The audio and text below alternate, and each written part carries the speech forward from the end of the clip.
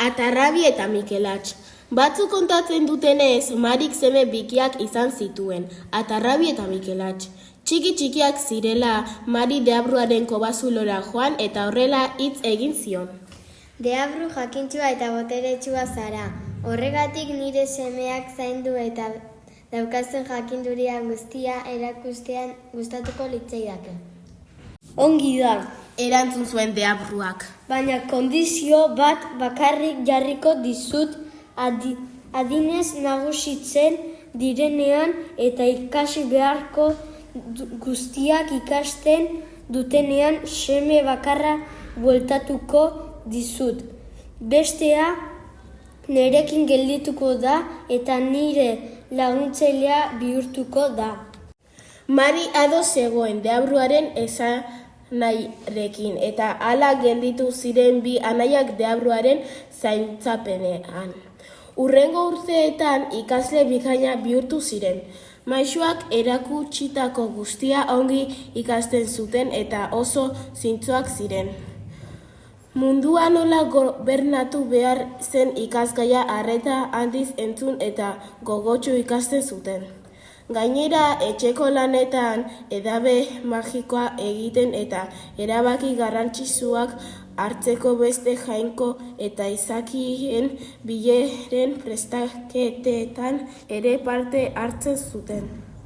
Deabrua pozik zegoen, bere ikasleak azkarrak eta langileak ziren, eta oso lagungarriak ziren beretzat. Baina adinez nagusi bihurtuko ziren eguna iristear zen eta anaia bakarrarekin geldituz behar zuen. Bestea Amari bueltatuz. Bazkaldu ostean biak deitu eta hizketan hasi zen deabrua. Badaki zuen bezala txikitan zuen amarekin tratu bat egin nuen. Hasi zen azaltzen deabrua.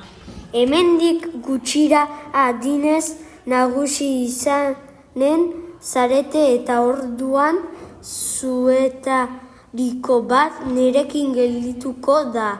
Bestea amarekin bueltatuko da egia esan diak laguntzaile bikainak zarete eta zuen artean aukeraketa egintea oso zaila da, baina egin behar daukat ni jada zahartzen hasi naiz erdi itsua naiz eta laguntzaile bat behar dut nire oinordeko izanen de erabaki hartu dudala usten dut.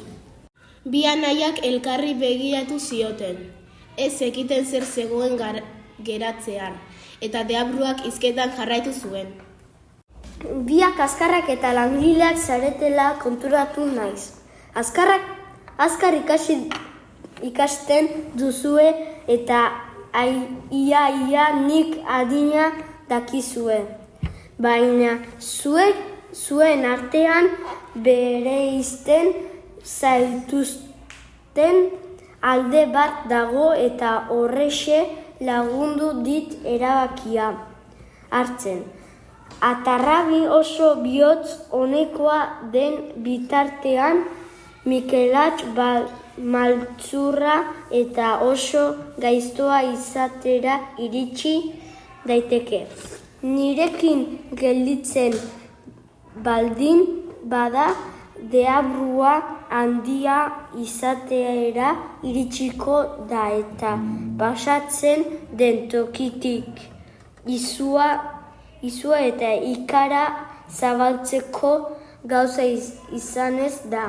Horregatik Mikelatx nirekin gelditzea erabaki dut. Gaiztakeria gehiago erakutsiko dizkizut bihar bertan. Atarrabi, hemendik alde egingo duzu eta zuk Mikelatx nerekin ikasi beharko azken gauz ikasiko dituzu. Hori esan eta alde egin zuen. Bi anaiak bakarrik gelditu ziren. Biak isilik elkarri begira zeuden zer esan jakin gabe. Azkenean Atarrabi mintzatu zen. Nik ez dut hemendik joan nahi. Ez duzu gure amarekin buelta nahi? Galdetu zion Mikelatxek harriturik.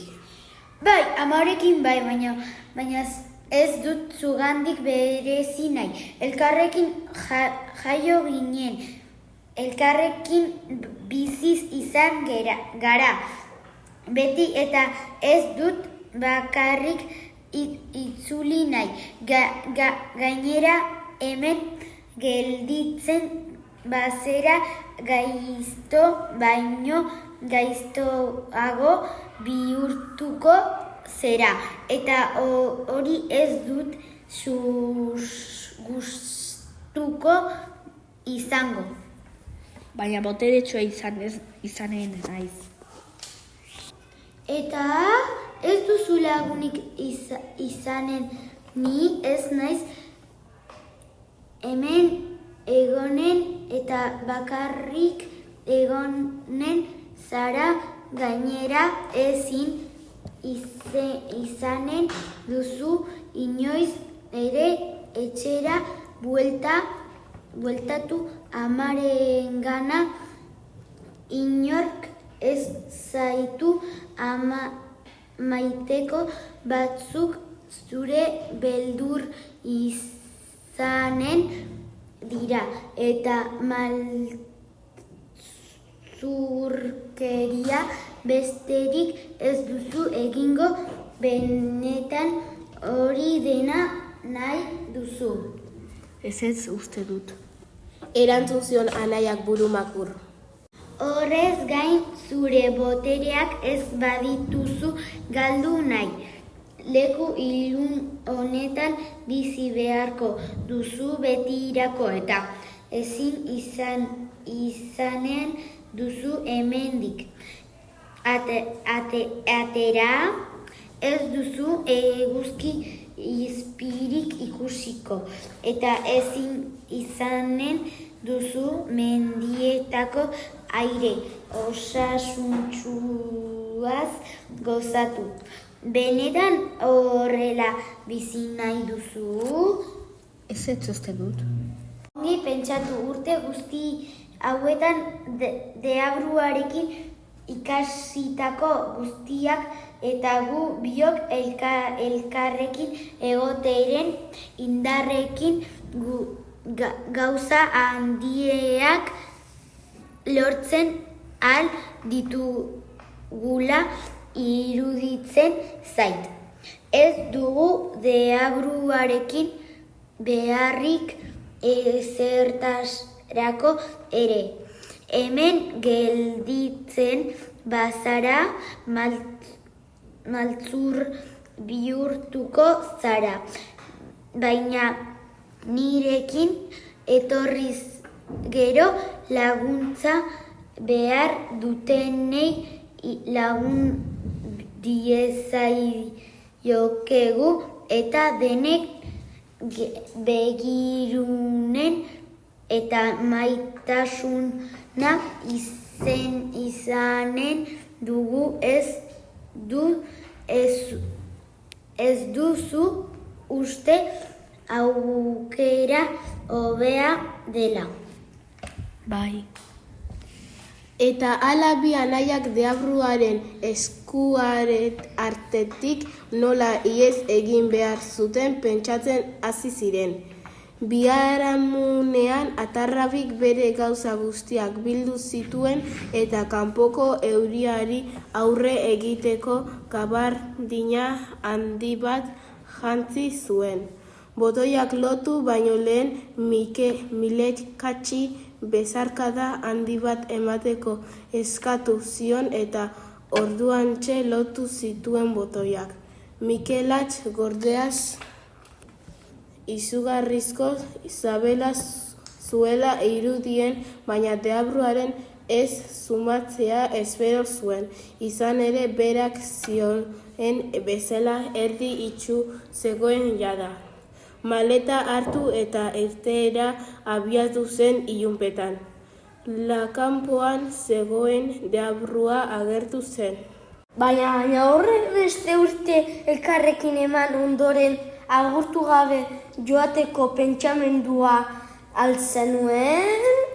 Eta zer espero zenuen ba? Ez zait batere ondo iruditu ni ez hautatzea. Erantzun zion gelditu gabe eta azarre plantak eginez. Justu memento horretan argiagoa zegoen tokira iritsi zen. Itxaron mementu batean Agindu zion deabruak.